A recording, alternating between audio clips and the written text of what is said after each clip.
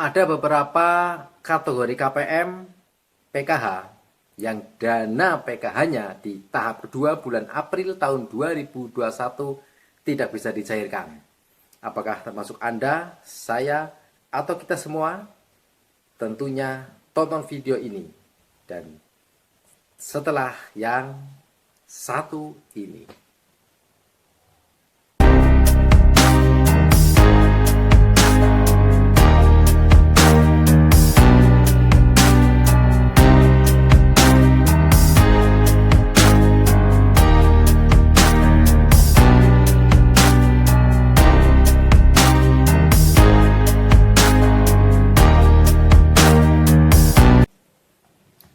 Assalamualaikum warahmatullahi wabarakatuh. Apa kabar Indonesia? Tentunya dalam keadaan sehat, baik, dan tentunya tetap beraktivitas seperti biasanya. Tapi jangan lupa protokol kesehatan tetap dijalankan agar kita semua bisa tetap sehat dan tetap beraktivitas seperti biasanya.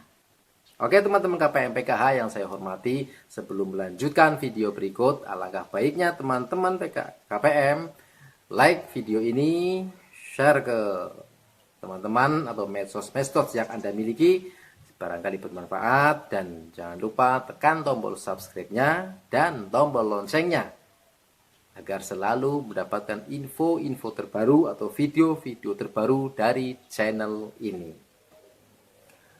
Oke teman-teman KPM yang saya hormati, bahwa pencairan dana PKH tahap kedua di bulan April tahun 2021 memang sudah dan sedang dilaksanakan oleh Kemensos, dan pastinya tidak semua daerah sama, tidak semua kota sama.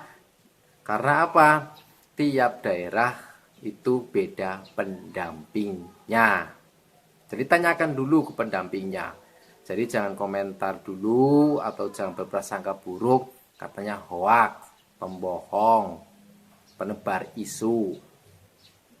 Lawang data itu valid dan informasinya juga bisa kita pertanggungjawabkan, dalam arti contoh saya itu mendapat info dari teman pendamping itu katanya sudah bisa dicairkan, dan ternyata sampai saat ini masih banyak KPM yang dananya masih nol. BPNT juga sama, nol juga. Kendalanya apa? Jelas dari tahap pertama, itu bulan Januari tahun 2021, itu banyaknya anomali data. Anomali data itu banyak sekali. Jadi tidak usah heran, tidak usah kita kaget, tidak usah berprasangka buruk dulu, tidak usah berprasangka jelek kepada pemerintah, kepada teman-teman pendamping, dan kepada ketua RT RW tentunya. Jadi berharap sabar saja, sabar saja. Insya Allah semua ada penyelesaian, karena setiap masalah ada penyelesaiannya. Tinggal kita bersabar dulu. Jadi gitu ya teman-teman KPM, bahwa dalam kategori ini, kategori penerima dana bantuan, itu ada beberapa yang tidak bisa dicairkan untuk tahap keduanya. Apa saja? Tentunya bisa kita pahami, kita maklumi bersama. Tidak usah kaget, tidak usah, kok begini, kok begitu, begini begitu. Banyak permasalahan dan banyak juga penyelesaiannya. Jadi untuk teman-teman KPM, ada beberapa kelompok yang tidak bisa cair dana PKH-nya di tahap kedua bulan April tahun 2021. Apa saja? Pertama, KPM yang tidak memiliki komponen. Ya, penerima manfaat itu tidak memiliki komponen lagi. Jadi bisa dikategorikan graduasi alamiah. Kita pahami bersama ya, kita tahu semua bahwa 3 komponen di dalam sebagai kita penerima manfaat itu ada komponen kesehatan, komponen pendidikan, dan kesejahteraan sosial. Itu lansia 70 tahun. Kesehatan, jelas kita masih sehat walafiat.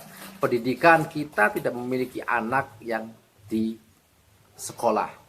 baik jenjang dari SD sampai SMA, dan kesehatan juga ada, termasuk anak balita ya, dan kesejahteraan sosial lansia. Kita tidak udah ada lansia itu udah dibatasi umur 70 tahun.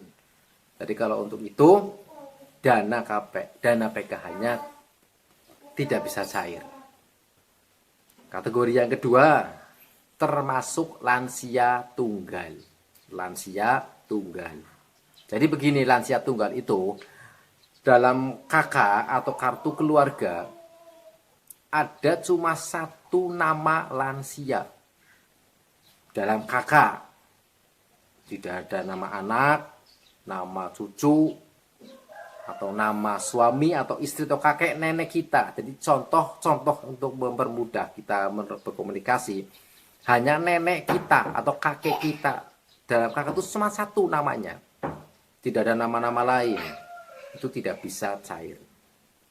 Terus yang ketiga, penyandang disabilitas tunggal, itu sama, sakit tapi seorang diri. Ini kalau saya pribadi sebagai ketua RT itu agak rancu ya, orang sakit sendirian tapi tidak mendapatkan apa-apa. Mudah-mudahan ada perubahan, mudah-mudahan ada penjelasan lebih konkret, lebih jelas. Sakit sendirian, logikanya kan harusnya mendapatkan, tapi kok tidak.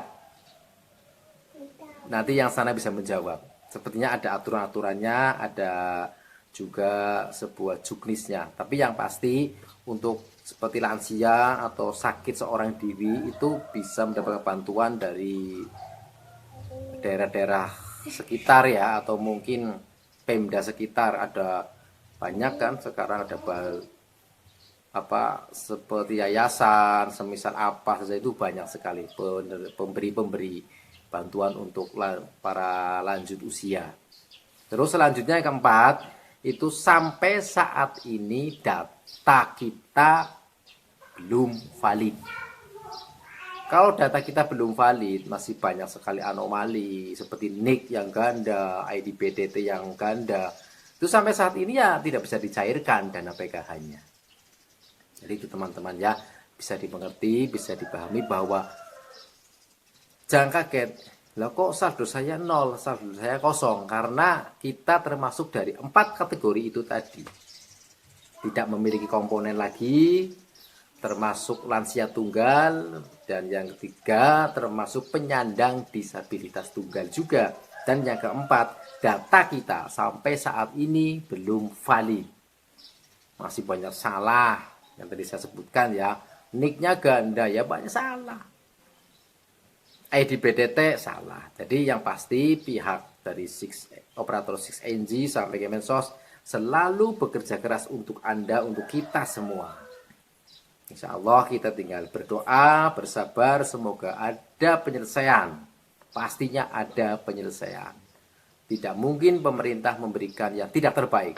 Pemerintah selalu memberikan terbaik untuk kita semua. Tinggal kita menyikapinya bagaimana. Oke, bisa dipahami ya teman-teman ya. Jadi jangan lupa sekali lagi, biar tidak gagal paham, jangan di skip video ini, tonton terus sampai habis. Per detik, per menit ditonton, dipahami kalimatnya. Dan yang pasti tiap daerah, tiap kota berbeda.